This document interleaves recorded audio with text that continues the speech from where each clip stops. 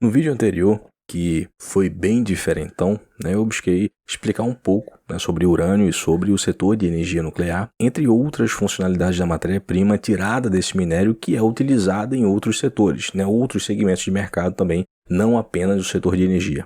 Tem também o processo de retrocesso da matriz energética, muitos governos já estão repensando nisso, principalmente a Alemanha, que se prejudicou muito, dependendo muito da Rússia. Mas tem outros países voltando atrás, como França, Canadá, o próprio Estados Unidos também.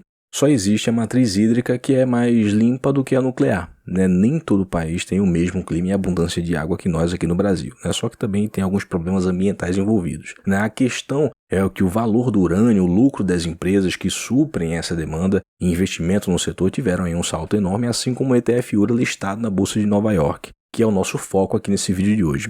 E, aliás, ele é listado aqui na B3 também através do BDR com o ticker BURA39. Eu vou passar muitas informações em sites bacanas, tá? É um ETF que vem performando muito bem, paga dividendos, ou seja, além de se expor ao dólar, você aproveita também a valorização de bons momentos aí de mercado e ainda recebe um yield bacana.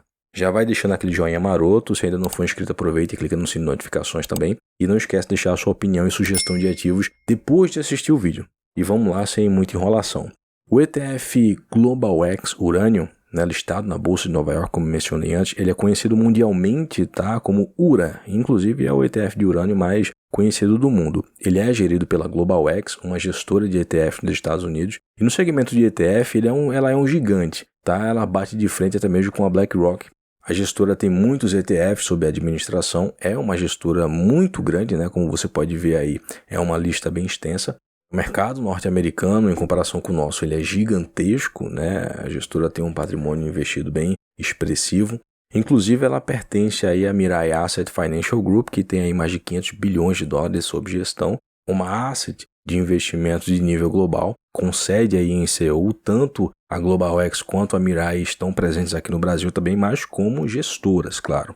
Embora aqui no nosso país tenhamos uma visão muito rasa do que acontece lá fora, até porque a abertura de mercado de investimento global e de diversos produtos, em forma de alocação de capital para brasileiros comuns é bem nova, é muito importante que você conheça esses nomes aí para poder ir se familiarizando. Apesar de que se você é brasileiro e investe, obviamente você não é comum, o que é muito bom, tá? Mas enfim, para ter uma melhor compreensão de como funciona a alocação de capital do ETF URA, a gente tem que olhar aí de fato a exposição do patrimônio investido. Nesse caso aí, as empresas do setor. É aí um ETF que tem participações em empresas de componentes, mineração e venda também, mas a maior concentração é o segmento de geração de energia. Essas aí na tela são as maiores exposições de ativos, ações detidas, as primeiras 12 são as maiores exposições, além, lógico, das alocações, também podemos ver aí alguns currency contracts, que são os contratos de moedas. Isso é muito comum em fundos multimercados ou cambiais, que investem aí em outros países e também, no nosso caso aqui, o ETF. Já que é preciso fazer uma troca de moeda pelo dólar ou vice-versa, e muitas vezes dá para poder aproveitar também em um momento de volatilidade. O URA ele tem aí essa vantagem de investir em negócios direcionados ao mercado de urânio de modo geral, e em diversos países também. Other Payable and Receivables são as contas a pagar e a receber também, que nesse caso ficam contabilizadas nesse mesmo indicador. Vale lembrar que todas essas participações são empresas negociadas em bolsa, Canadá, Austrália, Japão, Estados Unidos, que são os maiores consumidores, e também os mercados são mais confiáveis diante do modelo do mercado de capitais ocidental.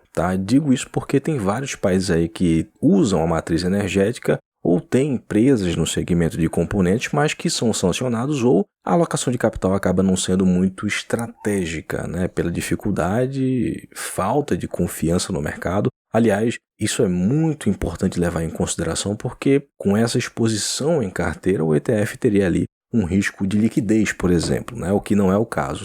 Ter muitos ativos listados em bolsa na carteira deixa aí uma mudança de estratégia muito mais rápida, além, lógico, do acompanhamento ser mais eficiente pela periodicidade de resultados que as empresas divulgam, o que também é muito bacana. As maiores exposições são em operações aí bem grandes, É importante salientar isso aí. E já pegando esse gancho aí na questão de exposição por país, o ETF tem 46,6% em negócios no Canadá, 16,2%, fica na Austrália, 12,9%, fica na Coreia do Sul, Japão, 6,7%, Grã-Bretanha, 3,7%. esses aí são os maiores consumidores de energia nuclear, tá? Depois vem as menores exposições, que é África do Sul, Hong Kong, Espanha e Cazaquistão também. E na exposição por setor, como é de se esperar, lógico, a maior concentração é o setor energético, que é 61,4%, depois vem industrial, que é 28,2%, e depois materiais, que é 10,4%. O URA foi listado em 2011, né? E como podemos ver aí nesse histórico de rentabilidade, tá? A variação da cota mercado versus o retorno do índice andam de maneira bem correlacionada, o que é de se esperar também. E nos últimos 2 anos vem performando muito bem. Vale lembrar que desde o início houve ali uma expectativa muito grande, só que também teve a França jogando um balde de água gelado, né? Diminuindo ali a matriz energética nuclear, né? A Alemanha fez isso de maneira bem drástica, né? Depois da construção dos gasodutos Nord Stream, que deu aquela treta toda. Agora que o jogo geopolítico está bem mais adverso, né? Estamos vendo aí uma narrativa bem diferente em relação à matriz nuclear. E independente do que achemos sobre o clima, qual matriz energética é a mais sustentável, quem manda no mundo é quem detém as narrativas, e é dali que o dinheiro flui, tá? Sem novidade. Mas voltando, diferente de nós que olhamos muito o yield e depois a performance, a rentabilidade de preço é muito importante no mercado global. Tá? Por isso tem bastante informações sobre isso. Inclusive a rentabilidade dos últimos 24 meses e também dos últimos 12 meses é impressionante, né? E é um fato que a grana está começando a entrar de novo por conta dessa volta atrás dos países mais ligados ao ESG, principalmente o bloco europeu. Também tem um otimismo muito grande com a Bolsa Americana, né? Essa narrativa aí de soft landing no mercado global. E claro, nem preciso falar sobre os BDRs, porque se lá fora tem alta, aqui as variações acompanham também de acordo com as proporções do BDR. Tá? Inclusive no caso do Bura 39, que é o nosso BDR aqui do URA, a proporção é de 3:1. Ou seja, a cada 3 BDRs equivalem a uma estoque do URA lá fora na Bolsa de Nova York. Ou caso prefira, dá para investir sim diretamente através de plataformas, corretoras ou até mesmo bancos de investimentos que já oferecem há algum tempo essa forma de investir diretamente lá fora. Vai da preferência de cada investidor. Também tem a questão de impostos, né? Em alguns vídeos aqui eu já expliquei bastante sobre isso. E claro, quem tem BDR também tem o direito a estoque lá fora se for fazer uma conversão, né? Tipo, querer sair da bolsa aqui e colocar os investimentos num banco ou corretora lá fora. O URA ele paga dividendos com frequência semestral, tá? Já líquidos da fatia de 30%, aqui a gente vai entrar numa questão muito importante, já pegando um gancho, né, de impostos e tal, que é retido, né, esse 30% é retido direto da fonte pagadora. E para quem investe lá fora, só o ganho de capital, né, sobre a venda de ativos ela é menor, né, dependendo da quantidade também. Vai de 15% a 22,5%, mas a burocracia, assim como todo o país, existe. Tá? E lembrando, esses 15% a 22,5% é o ganho de capital, né? A sua venda ali e o lucro. Por isso, vai de cada investidor escolher qual o melhor produto financeiro para si. Né? Na minha opinião, para quem quer praticidade, vai nos BDRs. Tá? Do mesmo jeito que o investidor tem que declarar imposto aqui, ele tem que fazer a mesma coisa lá nos Estados Unidos. Tá? Outras informações importantes. Aqui no Brasil, através do BDR Bura, não tem taxa de ADM da parte do custodiante. Quem custodia as ações lastreadas ao BDR, no caso, tá? O caso do URA, as cotas do ETF, lá fora, a taxa de ADM é baixa, 0,69%. A gama de produtos e ativos é tanta que as taxas, né, são bem competitivas, ou seja, são baixas. O valor patrimonial das cotas real do ETF é de $28,40, um patrimônio líquido investido de 3,2 bilhões de dólares. Nem preciso falar, né, sobre o preço do dólar, a expansão da nossa base monetária aqui, o aumento desenfreado de impostos, né, a expectativa de inflação, juros futuros sempre batendo lá em cima. E o quanto é importante, né, a gente poder diversificar o patrimônio. Então, basicamente, tem a opção aí de ter um ativo dolarizado que paga dividendos, tem o crescimento do ETF, né, em questão de patrimônio por conta dos ativos, tem a performance e até uma agenda energética favorável ao próprio URA.